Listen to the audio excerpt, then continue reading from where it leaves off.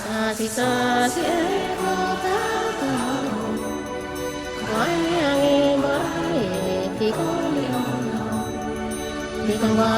오해는. Bem-vindo a mais um vídeo, temos em vídeo 15. Hoje no vídeo 15 vamos falar sobre os portugueses na costa africana.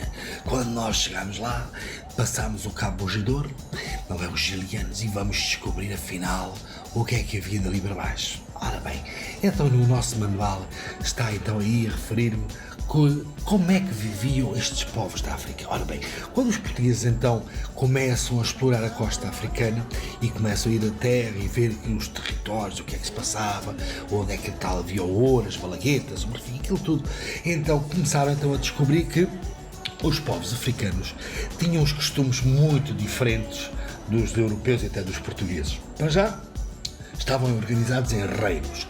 O reino, cada reino, era como se fosse quase uma tribo, né? Era uma tribo, era um reino.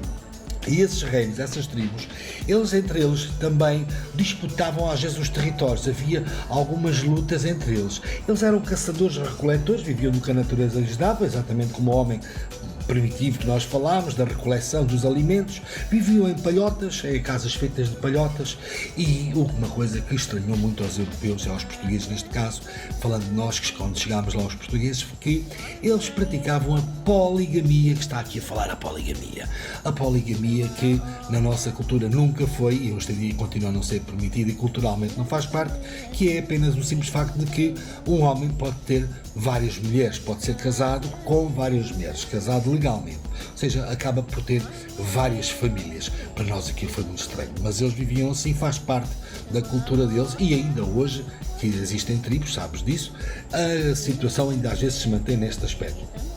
Como eu estava a dizer, e que está aqui a falar no livro, esses vários reinos combatiam entre eles, né, na disputa de territórios. E quando, por exemplo, uma tribo, um reino, competia com o outro e este perdia, este apoderava-se deste e estes eram feitos escravos. Escravos passavam a trabalhar, eram os empregados, quase assim, destes que tinham ganho essa batalha. E mais tarde, quando os portugueses chegaram, o que é que acontecia? Começamos a capturar os escravos, não é? E esses escravos que eram feitos dessas batalhas uns pelos outros, ou seja, os próprios africanos, faziam eles o tráfico de escravos que vendiam aos portugueses. Esse reino que ganhou essa tribo à outra, capturou aqueles africanos e vendia-nos, e nós dávamos não dinheiro, porque o dinheiro para eles não servia de nada, que eles não utilizavam, não é? Nessas tribos eles não funcionam com dinheiro, mas levávamos objetos que eles gostavam, como objetos de adorno, como colares, pulseiras, tecidos coloridos, coisas que eles não tinham.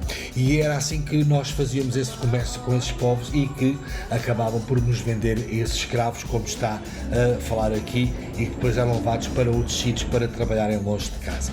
Ora bem, então, e que relação estabeleceram os portugueses com os africanos? Ora bem, quanto ao comércio, essas relações que foram estabelecidas, ora bem, nós fizemos o que? Ao longo da costa, os portugueses foram construindo esta palavra que está aí, que são feitorias. E temos aqui até no vocabulário, uma feitoria era o quê? Era um local fortificado, dirigido por um feitor, onde os portugueses guardavam e comercializavam os produtos africanos. Efetivamente era como se fosse uma loja grande, um castelo com paredes muito grossas, fortificadas, por causa de não ser assaltado, onde os produtos eram armazenados e eram guardados aí. E então fomos construindo várias feitorias ao longo da costa africana para fazer estas trocas comerciais com os povos, e depois vendíamos também para outros sítios. Quais é que eram os produtos que nós trazíamos lá? O ouro, a malagueta, os escravos, o marfim. E o que é que nós levávamos para os africanos? Como eu vos disse há bocado, levávamos também trigo, porque era para eles fazerem pão, porque eles não tinham esse tipo de plantas lá, não se conseguia, as plantas não estavam bem lá. Tecidos coloridos, sal, apesar de eles viverem muito perto do mar, mas eles não tinham essa capacidade de extrair o sal do mar. Nós já tínhamos essa indústria da salicultura. As peças de adorno, como eu vos falei de adorno, eram as pulseiras, os colares, coisas para eles se enfeitarem que eles adoravam. Cá em Portugal, em Lisboa, havia a Casa da Mina e a Casa da Guiné. Eram dois grandes armazéns que recebiam esses produtos que vinham da África. Os produtos que vinham da Guiné eram armazenados na Casa da Guiné.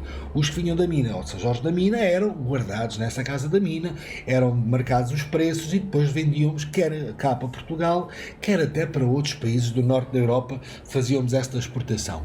Como verificas aqui, ainda neste parágrafo, está-nos a falar que foram feitas mais feitorias ao longo da costa africana, em vários anos diferentes, e até Mombasa em 1502, já no início do século XVI, já estamos ainda a falar aqui da última feitoria que foi feita na costa africana. Quanto à cristianização, para além do objetivo comercial que nós tínhamos de buscar estas riquezas à África, também tivemos a ideia de expandir a nossa fé cristã. E os povos, estas tribos que moravam nestas zonas, tinham uma religião das duas uma, ou eram muçulmanos, de origem muçulmana, dos muçulmanos que viviam no norte da África, ou alguns eram pagãos. Pagãos, como tens aqui no vocabulário, quer dizer uma pessoa que não tem religião. E então a ideia era converter essas pessoas ao nosso cristianismo.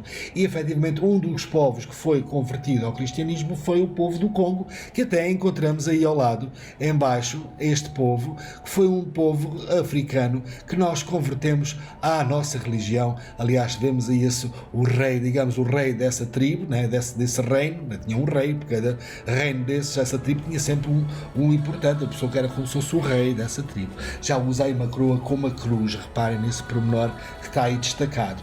Também o clero foi responsabilizado pela cristianização dos povos do Império, de todo o Império Português, que nós vamos descobrir pelo mundo fora, muito, como no Brasil até mais tarde, somos nós que vamos levar essa religião católica. E foi esta a relação que nós tivemos com os povos africanos, como vês aqui no mapa, onde nós fomos também construir feitorias. Temos exatamente, se reparares aqui na legenda do mapa, temos aí esses castelos pequeninos, dizem respeito às várias feitorias que foram sendo criadas ao longo da costa, até já do outro lado, no lado do Oceano Índico, temos Mombasa, Zanzíbar, Quinoa, cá está, esta foi então a última feitoria a ser construída. Espero que tenhas percebido a matéria. Se tiveres alguma dúvida, volta a ver o vídeo. Entretanto, também vamos encontrando nas nossas aulas. Espero que tenhas gostado e até à próxima.